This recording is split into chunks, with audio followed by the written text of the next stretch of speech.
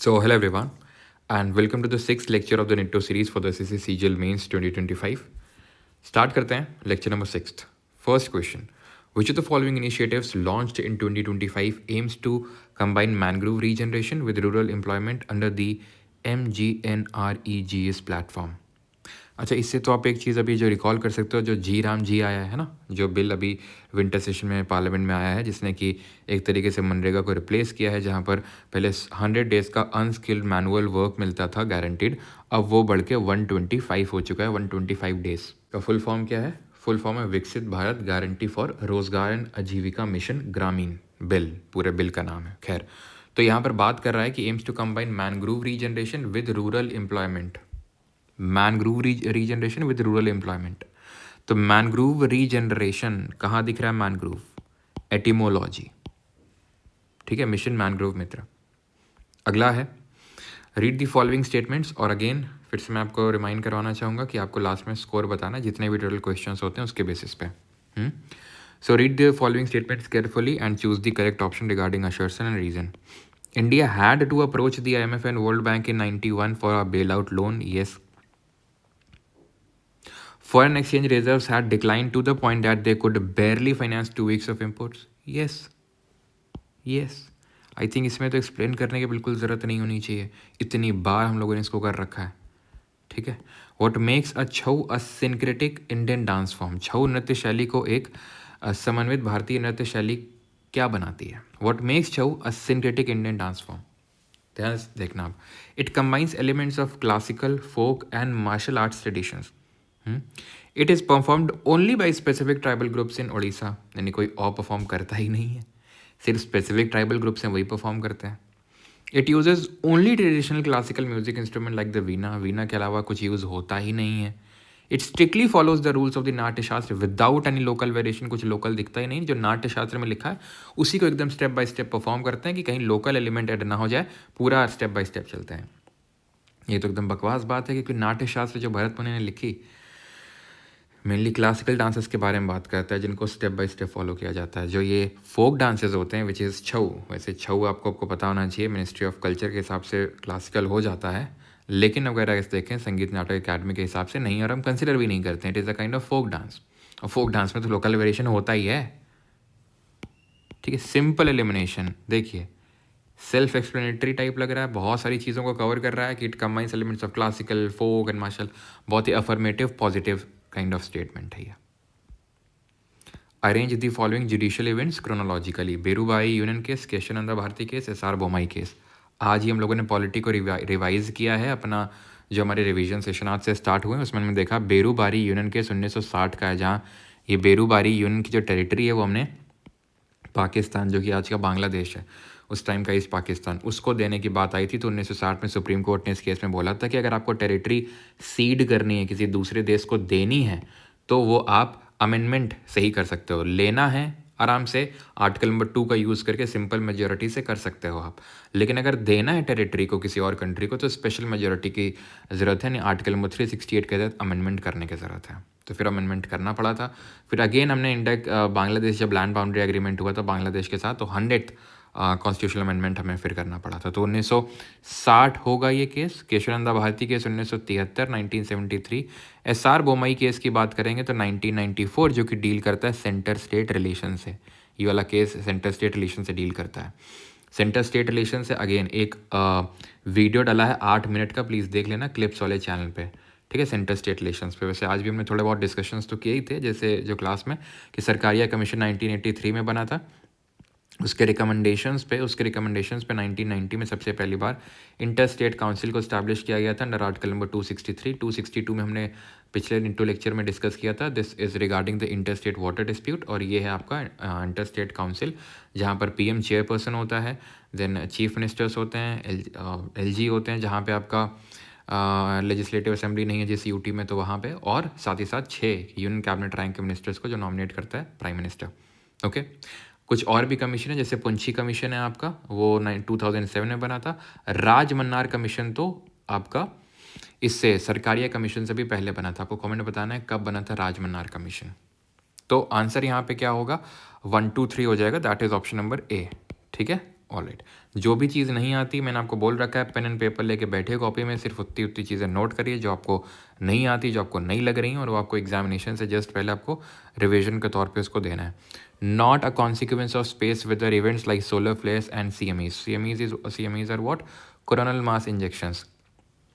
Solar flares क्या होते हैं? तो जो सन स्पॉट होते हैं, सन में सन स्पॉट वो जगह होते हैं जो कूलर होते हैं, ठंडे होते हैं एज़ कम्पेयर टू जो सराउंडिंग एरिया वहाँ पर, और वहाँ पर बहुत हाई मैग्नेटिक फील्ड होती है, तो वहाँ से जो निकलते हैं that are solar flares. Okay, not a consequence, क्या नहीं है? निम्नलिखित में से कौन सा सौर ज्वालाओं और CME जैसी अंतरिक्ष मौसम घटनाओं का परिणाम नहीं है? अब इसके लिए आपको इसके बारे में ऐसा नहीं कि जब तक पता नहीं होगा सोलर फ्लेयर या CME इसके बारे में, तब तक आप इसको नहीं कर सकते हैं. इनफैक्ट आपको CME का फुल फॉर्म भी नहीं पता तो भी कर सकते हैं.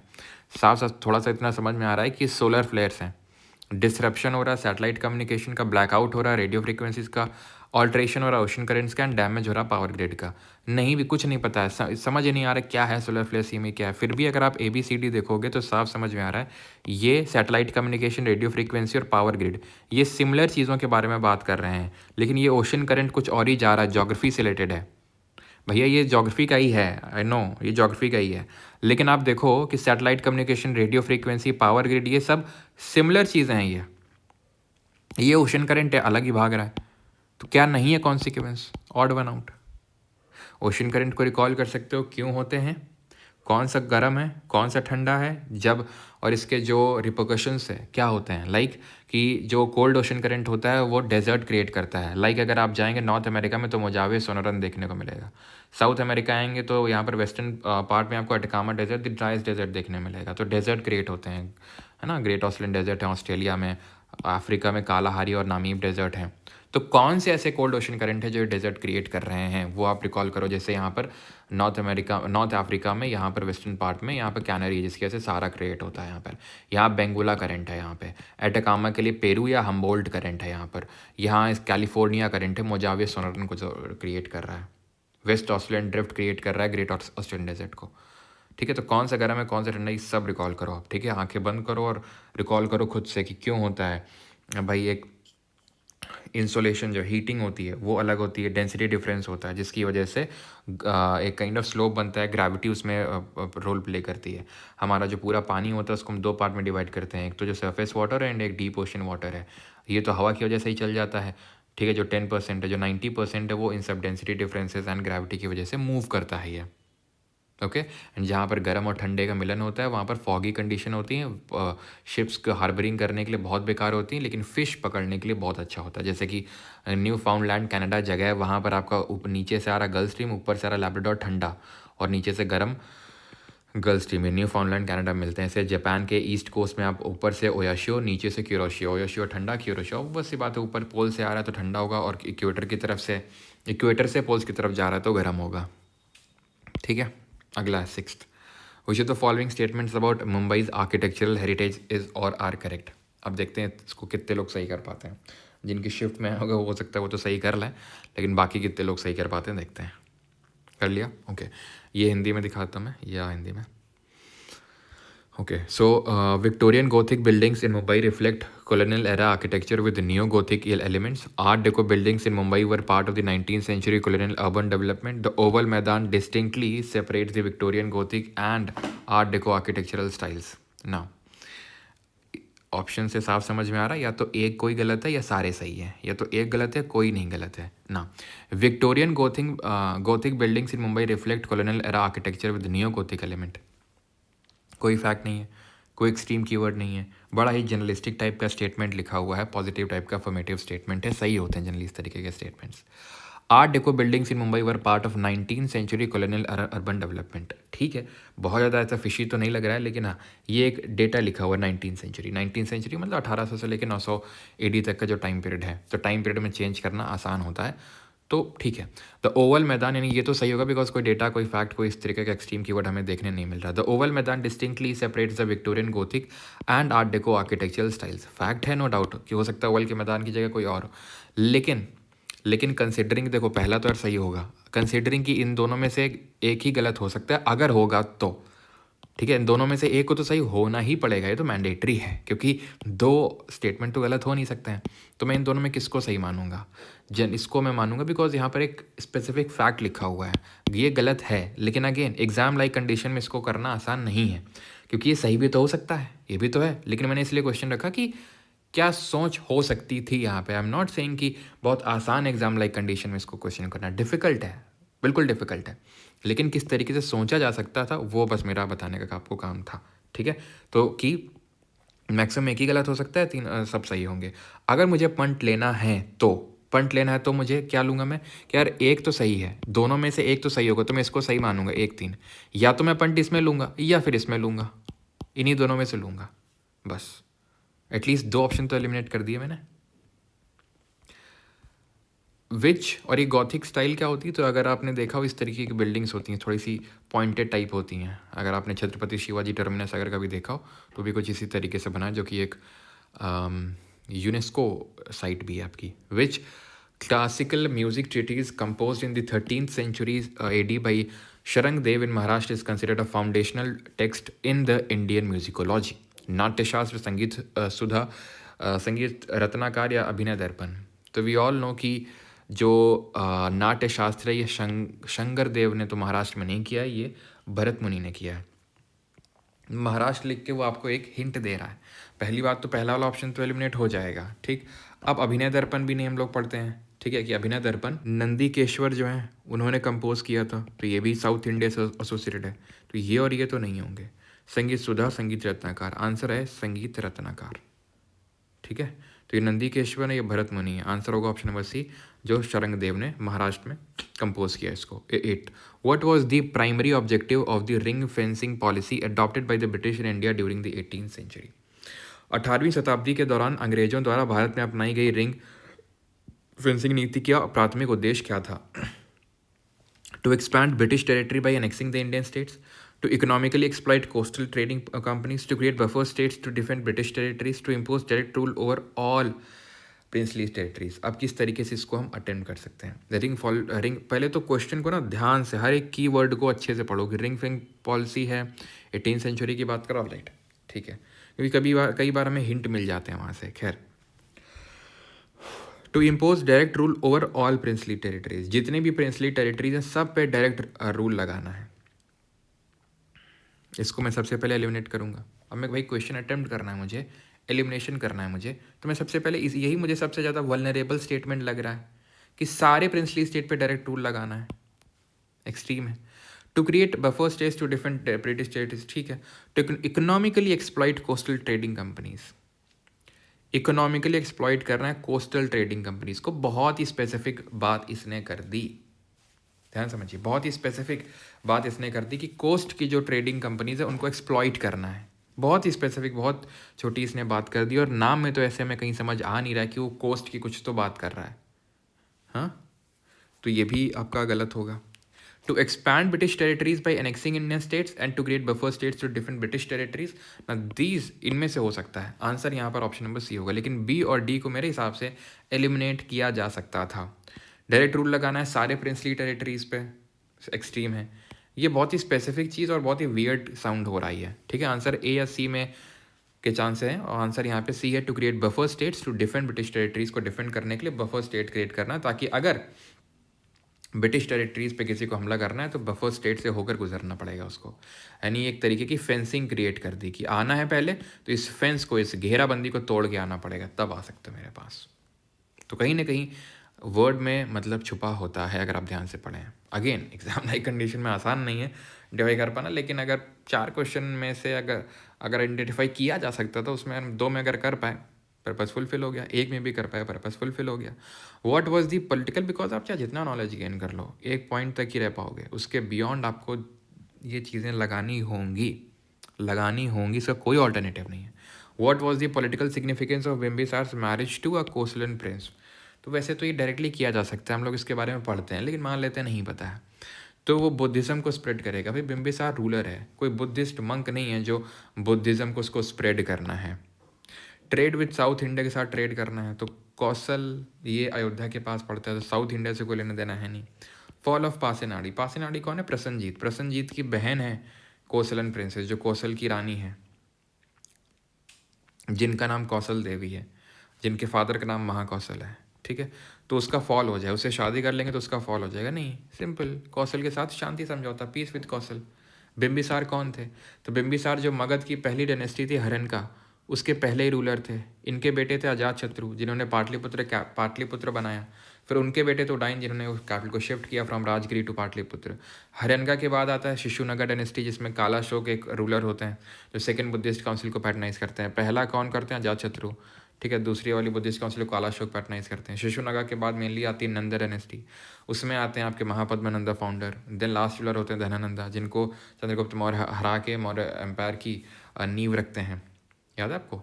कौटिल्य की हेल्प लेके उसी टाइम पे अलेक्जेंडर द ग्रेट ने इन्वेजन किया था 326 BC में, जिसको बैटल ऑफ हिडास्पीस के नाम से भी जानते हैं, बिकॉज वो झेलम रिवर के बैंक्स पे युद्ध लड़ा गया था, जिसमें कि माना जाता है कि अलेक्जेंडर की जीत तो हुई, बट उसने पोरस को उसकी टेरिटरी वापस देके वो वापस चला गया था, ठीक है। और फिर वहीं पे यहाँ पे नॉर्थ वेस्ट में यहाँ पर सेलेसिड डायनेस्टी की नींव रखी उसी के एक मिलिट्री कमांडर ने, जिसका नाम था सिलिकस निकेटा, है ना, जिसका एक एम्बेसडर था मेगास्थनीज, जिसको भेजा गया था चंद्रगुप्त मौर्य के कोर्ट में, जिसने बुक लिखी थी इंडिका, जहाँ पर उसने ये बताया था कि इंडियन सोसाइटी 7 वर्णों में डिवाइडेड है और यहाँ पे किसी भी तरीके की चोरी चपाटी नहीं है। Which of the following correctly describes the musical form स्वर जाति? निम्नलिखित में से कौन सा विकल्प स्वर जाति संगीत शैली का सही वर्णन करता है? एक bhajan form used only in temple, सिर्फ टेम्पल्स में यूज़ किया जाता है, गलत। टेम्पल के अलावा अगर कहीं यूज़ किया जाएगा, अपने आप गलत। A dance item without fix structure, कोई फिक्स स्ट्रक्चर है ही नहीं, again without, no, never, none, ठीक है, ध्यान रखिए, जो भी नो, नेवर, नन, विदाउट ये बात करें, थोड़ा सा नेगेटिव कॉनोटेशन हो, थोड़ा सा अलर्ट हो जाइए, ठीक है, ये गलत है, ये भी गलत है। Vocal form later adapted for dance, a film based item with fast rhythms, यानी दोनों ही अफर्मेटिव टाइप हैं। अब मैं क्या चुनूंगा? मैं फिर से जाऊंगा, कुछ तो वो मुझे शब्द बताएगा। स्वर, स्वर हम कैसे निकालते हैं? मुंह से निकालते हैं स्वर, वोकल कॉर्ड से निकालते हैं, ठीक है। वोकल का मतलब होता है बोलना, स्वर का मतलब होता है बोलना। Film based item with fast rhythm, ये सिर्फ डांस के बारे में बता रहा है। ये vocal form later developed for dance, तो ऑप्शन नंबर सी चुनूंगा, स्वर से समझ में आ रहा है। Which of the following statement regarding the Government of India Act of 1919 correctly matches with its constitutional implication? This is your question in Hindi. Bharat सरकार अधिनियम 1919 के संबंध में निम्नलिखित में से कौन सा कथन इसके संवैधानिक निहितार्थ से सही ढंग से मेल खाता है? तो ये जो गवर्नमेंट ऑफ इंडिया एक्ट है 1919 का, जिसको कि मॉन्टेग्यू चेल्मसॉट जो भी प्रोनाउंस करना हो, ठीक है, चेल्मसॉट रिफॉर्म्स बोलते हैं। क्यों बोलते हैं? बिकॉज मॉन्टेग्यू उस टाइम का सेक्रेटरी ऑफ स्टेट था। अच्छा, सेक्रेटरी ऑफ स्टेट की पोजीशन किस पर्टिकुलर एक्ट से, गवर्नमेंट ऑफ इंडिया एक्ट से क्रिएट करी गई थी, जरा कमेंट में आप बताएंगे। एंड जो चेल्मसफोर्ड था वो उस टाइम पे ही was the viceroy of India, okay. So इसीलिए इसको मॉन्टेग्यू चेल्मसफोर्ड रिफॉर्म्स के नाम से भी जानते हैं। Transferred and reserve subject created functional overlap between central and provincial powers, functional overlap create नहीं किया था। This is a difficult type of question, मतलब ठीक है, हम इसके बारे में पढ़ते तो हैं, ऐसा कोई नहीं out of the box question है, लेकिन हाँ, हम इस तरीके से पढ़ते हैं डिटेल में भी, लेकिन उस टाइम पे उस चीज़ को रिकॉल कर पाना, एलिमिनेट कर पाना मुश्किल है। जैसे ही हम पढ़ते हैं कि डायरकी लाया था प्रोविंसेस में, इसी के लिए मेनली तो जाना जाता है, प्रोविंसेस में डायरकी लाया था।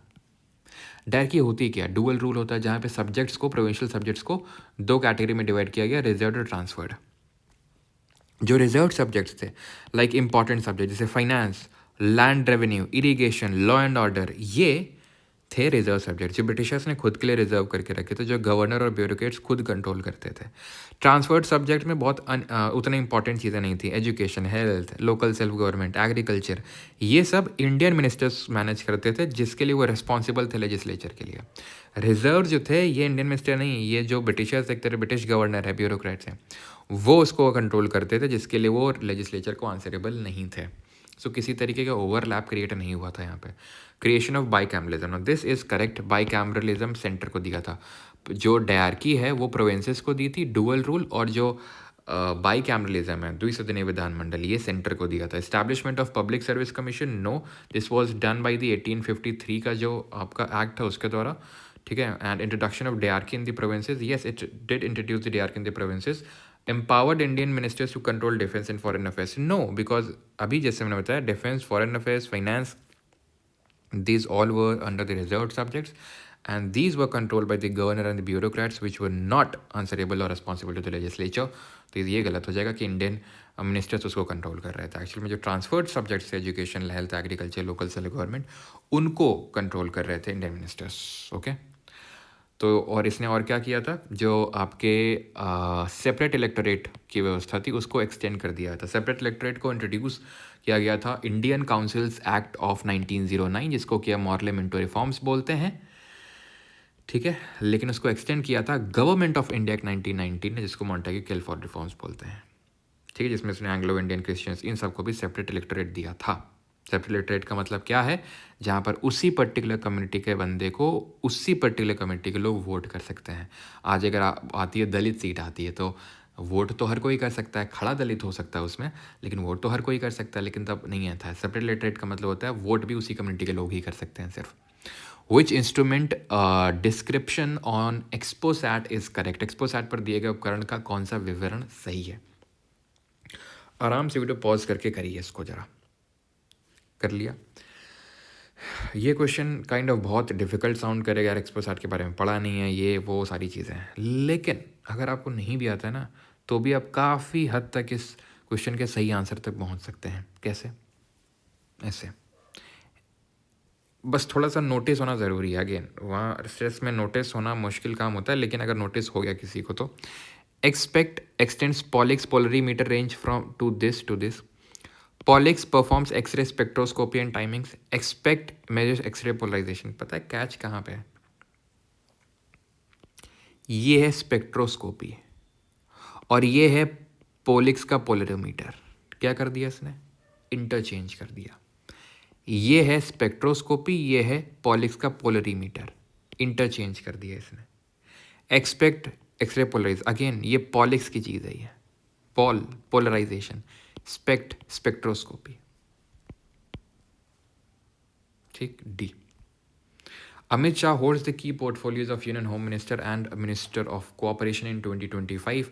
Consider the following statements. पढ़िए स्टेटमेंट को, ये रहा हिंदी में।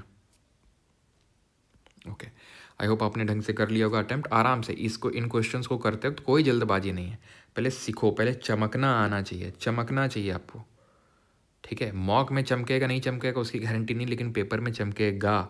और तब तक नहीं चमकेगा पेपर में जब तक तुम मॉक में भी नहीं चमकाओगे।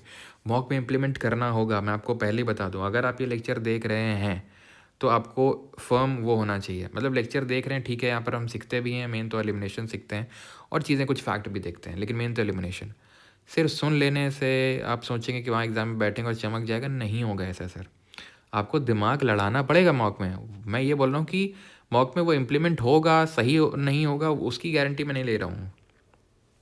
एसएससी ने जिस हिसाब से पूछा है वो हम डिकोड कर रहे हैं और वो आपको एसएससी में होता हुआ मिलेगा एग्ज़ाम में, लेकिन उसको जब तक इम्प्लीमेंट नहीं करेंगे फोर्सफुली, जब आप पेपर देने, जब जीके का मॉक अटैम्प्ट करें सेक्शन, तो अपने दिमाग को बोलें, ठीक है, थोड़ा कॉन्शियस हो जाएं कि भाई वो जो मैंने सीखा था उसको मैं यहाँ पर इम्प्लीमेंट करूँगा।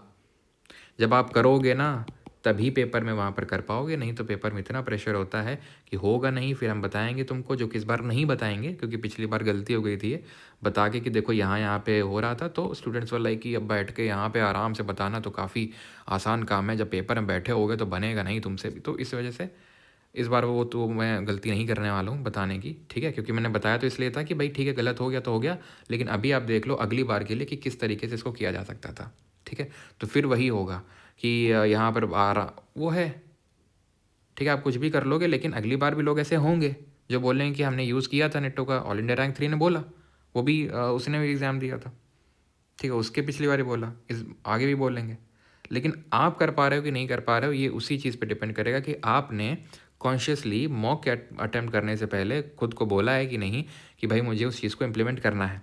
नहीं करना है, नहीं हो रहा है तो देखना ही बंद कर दो, मैं तो ये बोलूँगा। क्यों टाइम वेस्ट करना फिर अपना, अगर आपको वो इम्प्लीमेंट ही नहीं करना है या फिर आपसे हो ही नहीं पा रहा है, आप यूज़ करते हो लेकिन आपको चमक ही नहीं रहा है, तो मेरे हिसाब से तो आपको वो देखना ही नहीं चाहिए, क्योंकि आप वही टाइम अगर किसी और चीज़ में लगाओगे तो वो आपको ज़्यादा रिजल्ट देगा। सिंपल सा लॉजिक है, ठीक है। तो खैर, Amit Shah holds the key portfolios of union home minister and minister of cooperation in 25। Consider the following statements.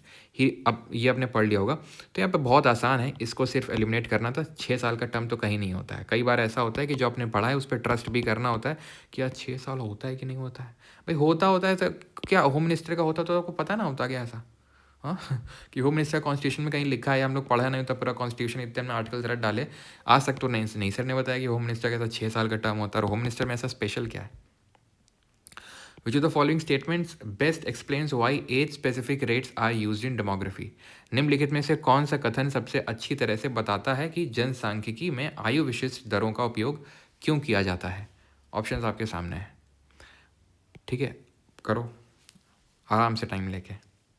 They help identify regional literacy levels, they reflect age-wise variation in fertility or mortality, they show the economic condition of elderly people, they reduce the total number of indicators needed। एक चीज़ तो समझ में आ रही, कहीं extreme keyword नहीं है, कोई fact नहीं है, कोई डेटा नहीं है, सारे अफर्मेटिव टाइप के लग रहे हैं मुझे।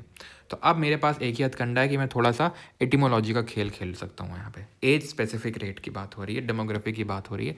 डेमोग्राफी का मतलब होता है पॉपुलेशन, जनसंख्या, और age specific rate. They help identify regional literacy level. Literacy कहीं बात करी गई है? डेमोग्राफी मतलब population, age specific rate. Age की ना तो यहाँ कहीं बात हो रही है, ना तो पॉपुलेशन की बात हो रही है। They reflect age wise variation, age की तो बात हो रही है, age specific age wise. They show the economic condition of elderly people, कहीं ऐसा समझ में आ रहा है एल्डरली के बारे में बात हो रही है। They reduce the total number of indicators needed, ठीक है, समझ सकते हैं, ये तो नहीं होंगे। They reduce the total number of indicators needed, और इंडिकेटर्स की जो नीड है उसको ख़त्म कर देता है। अब मुझे बी और डी में चुनना है तो मैं किसको चुनूंगा? सिंपल सा इसको चुनूंगा। एज वाइज वेरिएशन के बारे में बता देता फर्टिलिटी और मॉर्टेलिटी में, तो एज स्पेसिफिक रेट्स। और फर्टिलिटी और मॉर्टेलिटी क्या, कितने लोग जन्म ले रहे हैं, कितने लोग मर रहे हैं, डेथ हो रही है, वो हमें डेमोग्राफी के बारे में बताता है, पॉपुलेशन के बारे में बताता है। 15th, which of the following statement correctly applies the weighted voting mechanism under article 279A clause 9 of the Indian constitution. We know कि इसको हमने 101st अमेंडमेंट जो हुआ था, जिससे जीएसटी काउंसिल को कॉन्स्टिट्यूशनल स्टेटस मिला था, तो इसी आर्टिकल में हुआ है आपका जीएसटी काउंसिल, जिसकी मीटिंग को कौन चेयर करता है? हमारा फाइनेंस मिनिस्टर करता है। करिए इस क्वेश्चन को, ये हिंदी में रहा क्वेश्चन। निम्नलिखित में से कौन से कथन भारतीय संविधान के अनुच्छेद इसके अंतर्गत भारतीय मतदान तंत्र को सही ढंग से लागू करता है? The centre holds 75% of the voting power in the GST council. हमें नहीं पता, इनफैक्ट किसी को नहीं पता। आपके अगर अगल बगल कोई यूपीएससी की भी तैयारी कर रहा हो तो उससे भी करवा लेना, नहीं बनेगा क्वेश्चन, ठीक है, मोस्ट प्रॉब्ली, बहुत चांसेस है, हाई चांसेस है, ठीक है, इक्का दुक्का को छोड़ के, क्योंकि ऐसा कोई डिटेल, और एसएससी में तो भूल ही जाओ कि कोई ये पढ़ता है कि 279A के क्लॉज 9 में कितना लिखा है, क्या वोटिंग पावर होता है, और पढ़ रहा है ना, तो फिर वो बाकी सब्जेक्ट भी उससे नहीं बन रहे होंगे। सिंपल सी बात है। तो मैं आपको ये बताने का प्रयास कर रहा हूँ कि अगर कोई सही कर रहा है तो वो वहाँ पे बैठ के बना रहा है दिमाग लगा के, ठीक है। और ये क्वेश्चन कोई पढ़ के आने वाले नहीं है, ठीक है, कि डेप्थ में पढ़ लोगे तो क्या क्या डेप्थ में पढ़ोगे। तो सेंटर होल्ड्स नहीं पता है। GST council decision can be pass solely with the support of the centre and one state. GST council के डिसीजन को सोली क्या है, एक्सट्रीम कीवर्ड है, यानी अकेले सेंटर और एक और राज्य मिलकर पास कर सकते हैं। सबसे पहले तो इसी को एलिमिनेट करूंगा मैं। सेंटर है, मान लो बीजेपी की सरकार बैठी है, इतने सारे स्टेट हैं जहाँ बीजेपी की सरकार बैठी, एक स्टेट को पकड़ के वो पास कर देंगे, बाकी क्या घुइयाँ छीलेंगे बैठ के, मुंह देखेंगे? हाँ, अगर ऐसा होता तो तुम्हें पता होना चाहिए। जीएसटी 10 जो फर्स्ट अमेंडमेंट है, हमने आर्टिकल 368 के तहत दो तरीके के अमेंडमेंट पढ़ते हैं। एक तो होता है जो स्पेशल मेजोरिटी से होता है, स्पेशल मेजोरिटी में आपके फंडामेंटल राइट, डीपीएस ये सब अमेंड होते हैं, और दूसरा होता है special majority plus ratification from at least half of the state, और वो राटिफिकेशन वहाँ सिंपल मेजोरिटी से लेना होता है, लेकिन at least half of the state से इसको लेना पड़ा था। तो वो स्टेट पागल तो होंगे नहीं कि जो ऐसे पास कर देंगे, हाँ, कि सेंटर और एक स्टेट मिल के वो अपना सोल डिसीजन होगा उसका। वो the states collectively have twice the voting weight of the centre in the GST council. Centre के पास जितना वोटिंग पावर है, लेट सपोज एक्स, तो जितने भी स्टेट हैं 28 स्टेट, उनका मिल के है 2x। अच्छा, ठीक है, लॉजिकल लग रहा है। Each state has equal weight as the centre in GST council. Centre के पास अगर x है तो हर स्टेट के पास भी x है, तो सोचो 28x नहीं हो जाएगा? सेंटर का तो फिर कुछ लेना ही देना नहीं होगा उसमें। तुम खुद सोचो, कहाँ 28 और कहाँ x, कहाँ x और कहाँ 28। मान लेते हैं कि 10 राज्यों में बीजेपी की सरकार है, ठीक है, और सेंटर हो गया 11x हो गया, फिर भी तो जो 18 स्टेट हैं, 28 स्टेट है ना, तो 18 फिर भी ये भारी पड़ जाएंगे। तो सेंटर अपना पड़ला इतना तो हल्का नहीं रखेगा, बैलेंस आउट होंगी चीज़ें। Answer is option number C, जहाँ पे स्टेट कलेक्टिवली, सबका कलेक्टिव मिलके 28 का 2x है, अगर सेंटर का x है तो option number C. Consider the following statement regarding the behaviour of ideal gases. आदर्श गैसों के व्यवहार के संबंध में दिए गए कथनों पर विचार करें। अब आइडियल गैस होती क्या है? आइडियल गैस बड़ी आइडियल है, जो कि एग्जिस्ट करती नहीं है। रियल गैस से आइडियल गैस अगर आपको चाहिए तो आइडियल गैस वो है जहाँ पर इंटरमोलिकुलर फोर्सेस ऑफ अट्रैक्शन एकदम लीस्ट है। Ideal gas molecules have negligible volume, yes, compared to the total volume of the container. There are strong intermolecular, ये हिंदी में, ठीक है। There are strong intermolecular attractive forces between ideal, no, बहुत ही week होते हैं। क्यों? क्योंकि मॉलिक्यूल्स बहुत दूर दूर हैं। जो P V is equals to जो एन आर टी की इक्वेशन है उसको वो फॉलो कर रहा है एकदम स्ट्रिक्टली। बहुत दूर दूर मॉलिक्यूल्स हैं, बहुत लो इंटरमोलिकुलर फोर्स ऑफ अट्रैक्शन है। तो दूसरा गलत आंसर हो गया, क्योंकि इन तरह के एक ऑप्शन का मतलब यह है या तो एक गलत है या तो सब सही है, कोई गलत नहीं है। और कोलिजन्स परफेक्टली इलास्टिक होते हैं। और अगर किसी गैस को रियल से अगर आइडियल में लेके जाना है तो क्या करिए, टेम्परेचर को इंक्रीज कर दीजिए, तापमान को बढ़ा दीजिए, और जो प्रेशर है, जो दाब है, उसको कम कर दीजिए। 1 और 3। 17th, according to the Transparency International, what is a major concern with EU golden passport and visa schemes? Transparency International के अनुसार यूरोपीय संघ की गोल्डन पासपोर्ट और वीजा योजनाओं को लेकर प्रमुख चिंता क्या है? Again, according to Transparency International, what is a major concern? Concern क्या है? चिंता का विषय क्या है? चिंता का विषय ये है कि एम्प्लॉयमेंट बढ़ जाएगी, ये कभी चिंता का विषय हो सकता है। And they encourage cultural exchange हो जाएगा तो चिंता हो जाएगी। हाँ, दे इनेबल, तो बड़ी अच्छी अच्छी चीज़ें लग रही हैं। They enable the corrupt to exploit citizenship and residency systems for personal gain के लिए, ठीक है, ये इनेबल करते हैं जो करप्ट होते हैं उन कि वो सिटीजनशिप को एक्सप्लॉइट कर सकते हैं। दे प्रमोट टूरिज्म प्रमोट हो रहा है, ये कंसर्न है। कंसर्न की चीज़ ये है, नेगेटिव चीज़ ये है। बहुत आसान क्वेश्चन है, ये सब नेगेटिव कॉनोटेशन दे रहे हैं, ये पॉजिटिव है, ठीक है। मेजर कंसर्न कौन सा है? सॉरी, ये सब पॉजिटिव कॉनोटेशन दे रहे हैं, ये नेगेटिव कॉनोटेशन दे रहा है। और कंसर्न, चिंता तो नेगेटिव ही होती है। Okay, the next question is this. GST Council makes binding recommendations on the GST rates. Article 246A allows states to legislate on intra-state supply of goods and services. कौन सा सही है? निम्नलिखित कथनों पर विचार करें और बताएं कौन सा कथन इसमें से सही है। कर लिया विचार आपने? GST council makes binding recommendation करती है। जनरली मैंने आपको बताया कि कहीं भी किस तरह से लिखा हो ये बाइंडिंग एडवाइस प्रेसिडेंट पे बाइंडिंग है, आप उसको रॉन्ग कंसिडर करिए, ठीक। अगर आप अगर मैं इस क्वेश्चन को अटेम्प्ट कर रहा हूँ, अगर मुझे नहीं पता है तो मैं यही कंसिडर करूँगा यार बाइंडिंग रिकमेंडेशन तो नहीं होगी, ठीक है। Article 246A allow states to legislate on intra state supply of goods and services, ये आपका सही है वैसे, ठीक है। तो आंसर होगा ऑप्शन नंबर बी, ओनली 2, ठीक है। And we are done with today's lecture, okay. चलिए, बाकी मिलते हैं अगले लेक्चर में एंड अगले नेटो लेक्चर में। बाकी हमारे रिवीजन सेशंस तो स्टार्ट हो ही चुके हैं, कंटिन्यू चलते रहेंगे। And we'll do geography tomorrow, उसके बाद इकोनॉमिक्स, उसके बाद हिस्ट्री, ओके। साइंस जो है अपना थोड़ा थोड़ा आप माइंड मैप्स के थ्रू रिवीजन करते रहो। माइंड मैप्स एप्लीकेशन में परमार अकेडमी ऐप पे अवेलेबल है। दिस इज़ माई नंबर, अगर कुछ ज़रूरी आपको शेयर करना हो, मुझे बताना हो तो आप कर सकते हैं यहाँ पर 8840286735 व्हाट्सएप पे आप मुझे शेयर कर सकते हैं। This is not technical query का नंबर, तो एप्लीकेशन में कुछ प्रॉब्लम है, कोर्स से संबंधित कोई भी वो चीज़ है तो आप प्लीज़ डिस्क्रिप्शन चेक कर लेना, इस नंबर पे मैसेज मत करना, ठीक है। चलो, तो थैंक यू, मिलते हैं अगले वीडियो में, धन्यवाद।